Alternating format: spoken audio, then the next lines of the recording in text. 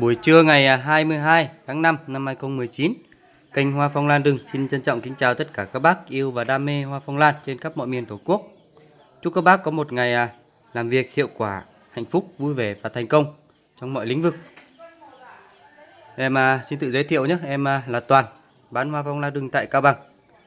Hôm nay là một ngày rảnh rỗi ở Cao Bằng, thời tiết rất là mát mẻ.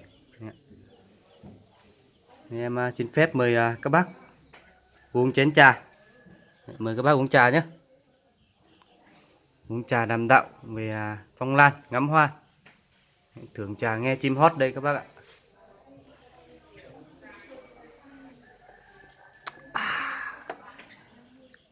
Đây là giò trầm của nhà em. Đấy, lát nữa thì em sẽ mời các bác lên gian để ngắm tổng thể vườn lan của nhà em. Đây các bác hãy nhìn lên tầng 2 của vườn em đây. Bên trên kia là phi điệp nhé các bác nhé. Phi điệp này, phi điệp tím chuẩn vùng Cao Bằng. Đấy, treo mấy con chim, sáng sớm nghe chim hót tôi sướng. Bên kia là trầm tím này. Đấy, đây là vườn nhà em. Nếu mà các bác có dịp đến Cao Bằng thì xin mời các bác vào vườn chơi để đàm đạo, uống chén trà, giao lưu. Đây, mời các bác thưởng thức chén trà đạo. Nếu mà có dịp đến thì cứ alo cho em. Mời các bác vào vườn chơi.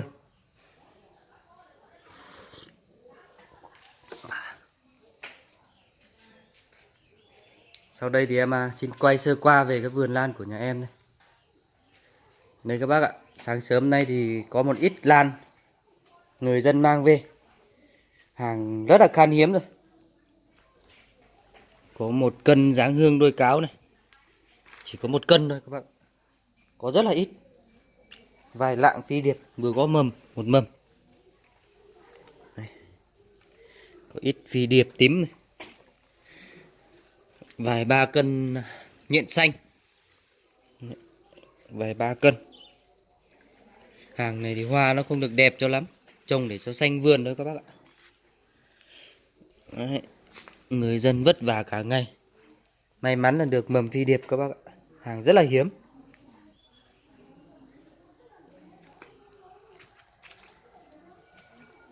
Còn đây là những cái chậu địa lan này. Địa lan thì trồng cũng rất là đẹp, nhìn xanh vườn. Bên kia dáng hương đuôi cáo.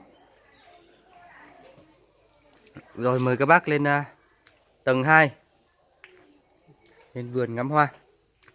Tầng 2 là phi điệp các bác nhé. Dưới đây thì có một cây nhán nhưng mà em chưa có hàng để ghép vào, không biết là ghép cây gì cho nó hợp lý đây. Thường thường nhán thì ghép vào lấy phi điệp tím này. Phi điệp tím ghép vào rất là tốt.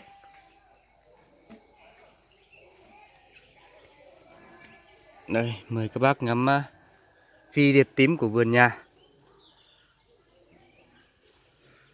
Thời tiết Cao Bằng hôm nay rất là mát mẻ, không khí trong lành. Sáng nay vừa có một trận mưa rào nên là vườn nhìn rất là xanh tươi. Xanh tươi mát mẻ luôn. Đấy.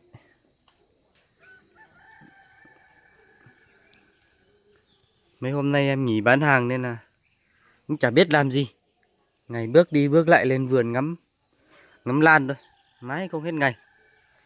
Đấy, các bác ạ, giò phi điệp đây, mua lại với dân đây, quá đỉnh luôn, quá đẹp tuyệt vời.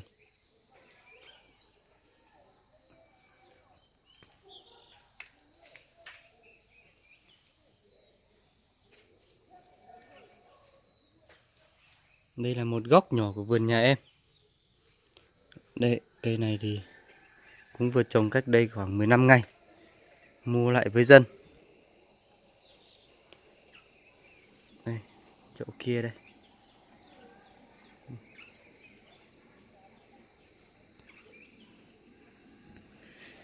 Hàng phi điệp hiện tại giá thị trường rất là cao các bác ạ. Nếu mà các bác vô tình đi gặp dọc đường, thấy người dân bán ở dọc đường thì các bác cứ thử hỏi mua xem. Hết cực kỳ là cao luôn. Có khi là những người buôn lan như em bán lại không được cao như là các người dân. Bây giờ khách du lịch về hỏi với người dân, mua lại với người dân thì cần 7-8 triệu. Hết kinh khủng luôn. Đây, cái giò này là giò vùng Cao Bằng em. Ra rất là nhiều ki.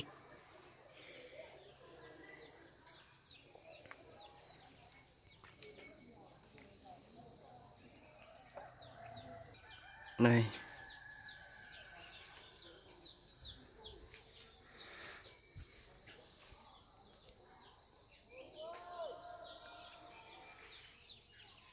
Cái giò này thì thân rất là xanh. Giá thể này thì em cũng không biết gọi nó là cái gì.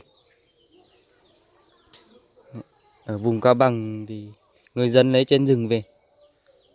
Cây này người ta thường lấy về làm chổi quét nhà đấy. Lá của nó rất là đẹp các bác ạ. Đây.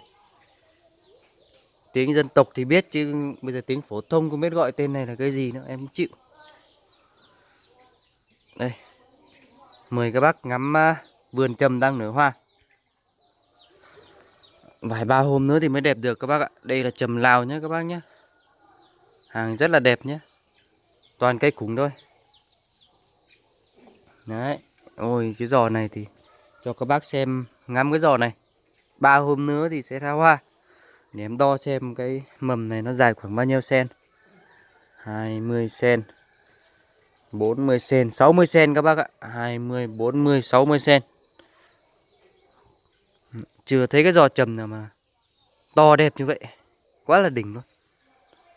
Các bác muốn mua thì cứ alo cho em nhé. Em sẽ bán giao lưu cho các bác. Hàng này thì em bóc ra rồi, bóc ra để bán cho các bác. Chứ lấy nguyên cả chậu đi thì em không thể gửi cho các bác được. Giá từ 800 đến 1 triệu 2 một chậu các bác ạ. Đây, chưa ra hoa hết đâu các bác ạ, đang nụ nhé các bác nhé. Bác nào yêu thích thì em có thể bán giao lưu, bóc ra để bán cho các bác. Ok, hàng rất là đẹp luôn. Đang nụ chi chít luôn. Không thể chê vào đâu được. Còn bên kia thì em trồng long tu xuân. Tầng dưới là dáng hương đuôi cáo này, đùi gà này, trúc Phật bà này. Đây, trúc Phật bà. Long tu xuân thì đang ra những cái mầm rất là khỏe. Đây, mời các bác sang bên này. Đấy. Đây là cái giò hoàng thảo u lôi, thường gọi là hoàng thảo ngũ tinh. Chưa bám lắm. Vừa trồng cách đây khoảng 2 tháng. Thân tơ vừa mọc lên nên là chưa bám lắm các bác ạ. Này, ra những cái mầm tơ xanh mơn mởn rất là đẹp. Khoảng 3 tháng nữa thì có thể bán những giò thuần cho các bác rồi. Em có khoảng 1000 giò thôi. Khoảng 1000 giò thôi các bác ạ. Giá thể trồng là gỗ nhãn rừng nhé các bác nhé. Gỗ này thì ở ngoài thành phố các bác không có. Không phải là cây nhãn bản địa đâu. Cây này nhãn trên núi, trên rừng.